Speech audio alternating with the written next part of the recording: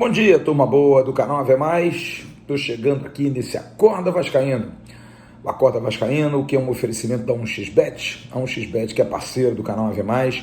Você usando a palavra Ave Mais, você consegue dobrar a sua primeira aposta e ganhar dinheiro. Vem aí o final de semana com jogos de campeonatos estaduais, decisões e também jogos pelo mundo. Você faz as suas apostas e você, usando o Ave Mais, você dobra na sua primeira situação de aposta, de aporte, você colocando 20, vira 40, enfim, vale muito a pena.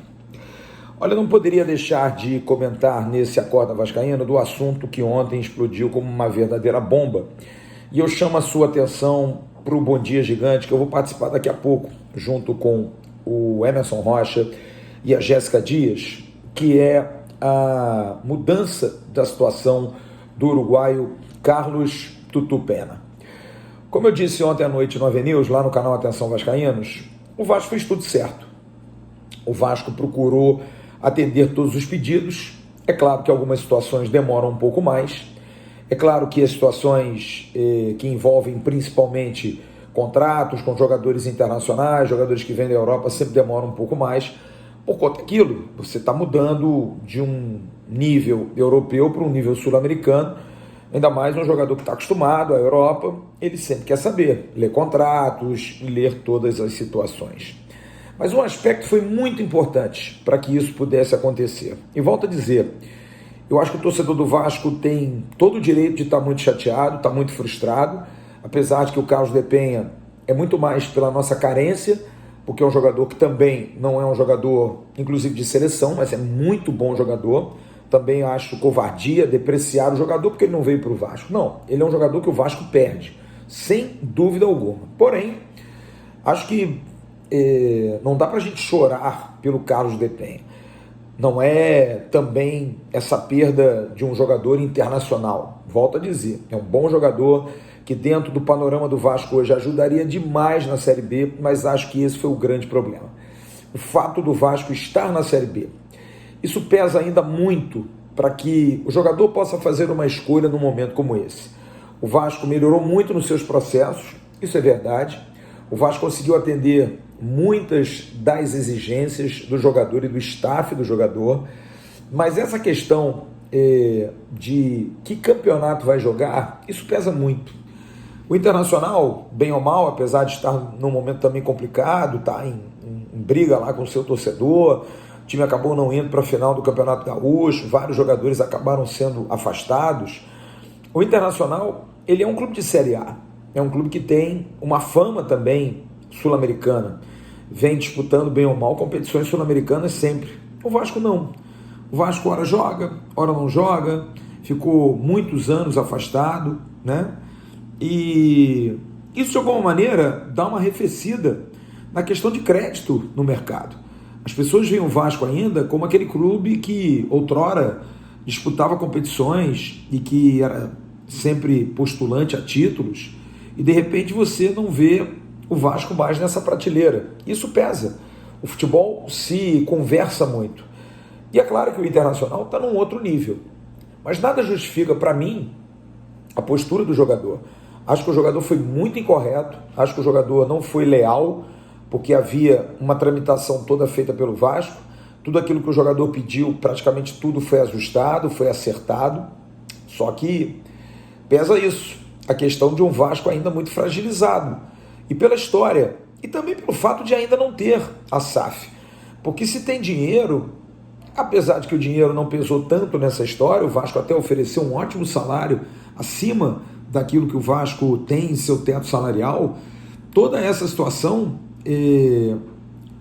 de crédito no mercado, de respaldo, de ter perdido tanto, porque você pega aí, tudo bem, o Inter também foi eliminado na Copa do Brasil, como o Vasco foi, o Inter também não chegou à final do campeonato, como o Vasco chegou, mas o Inter vai disputar uma Série A.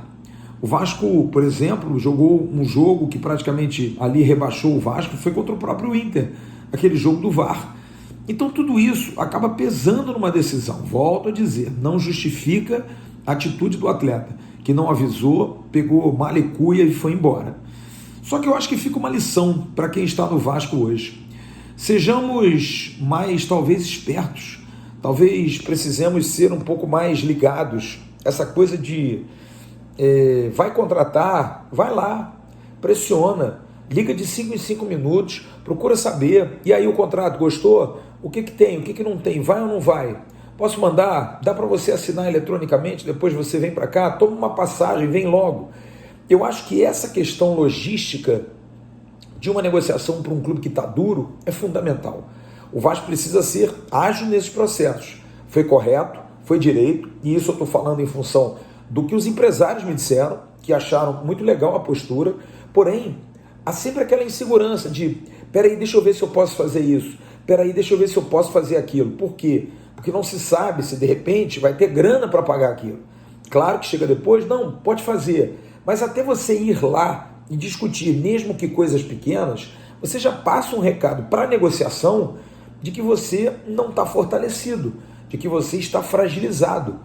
Então tudo isso eu quero passagem, tudo bem, tem, mas eu queria trazer o meu pessoal, minha esposa, estou dizendo aqui, hipoteticamente não foi isso que aconteceu. Você vai dizer, peraí, deixa eu ver aqui com o meu financeiro. É uma questão tão frágil, porque você discute o pueril. Uma passagem, 2 passagens, 3 passagens para a família é uma maneira de fazer um mimo. E volto a dizer, não estou dizendo que isso foi fundamental, mas esse tipo de coisa, esse tipo de detalhe ainda traz no mercado um Vasco frágil, um Vasco inseguro, um Vasco incapaz de chegar ainda botando na mesa toda a sua força, toda a sua pujança. É claro que a camisa pesa, é claro que a tradição do clube, é claro que a fama do clube, a torcida do Vasco é uma torcida que atrai demais. Porém, para o Carlos de Pena, que está fora, que está longe, o que pesa realmente é jogar na Série A, ter lá um treinador que foi importantíssimo para ele, foi um treinador que o lançou no Nacional de Montevidéu, e tudo isso acaba pesando. Só que agora, página virada, lição aprendida, e o Vasco tem que dar uma satisfação ao seu torcedor. Não se sabe de que jeito, porque agora complica, porque o Vasco tem 14 dias, 2 semanas para inscrever um jogador. E aí, como é que faz? Você tem até dia 14 para poder botar um jogador em condição. Você contaria com esse jogador para de repente vir jogar. Então, você vai ter que correr atrás e talvez tenha que mexer no bolso. Talvez tenha que conversar com a 777, porque o torcedor do Vasco está ressabiado, o torcedor do Vasco está triste, o torcedor do Vasco não quer saber que o Vasco agiu certo. Não, o torcedor do Vasco é passional. Perdemos um jogador para o Inter. Não se sabe em que circunstância. Geralmente bate-se no Vasco. Não vai se bater no jogador. Por mais que se saiba que o jogador errou, redondamente foi o maior responsável por tudo isso. Então acho que a direção do Vasco precisa pensar seriamente. Aproveitar que os scouts, o pessoal do Gênova, representantes da 777 estarão semana que vem aqui. Olha, senta e já bota no papel, a gente precisa investir aqui. A gente precisa fazer isso aqui, porque senão vai ficar feio, vai ficar estranho. Vamos esperar. Daqui a pouco no Bom Dia Gigante eu estou ao lado do Emerson Rocha e da Jéssica Dias trazendo mais informações. Bom dia. Tchau, turma.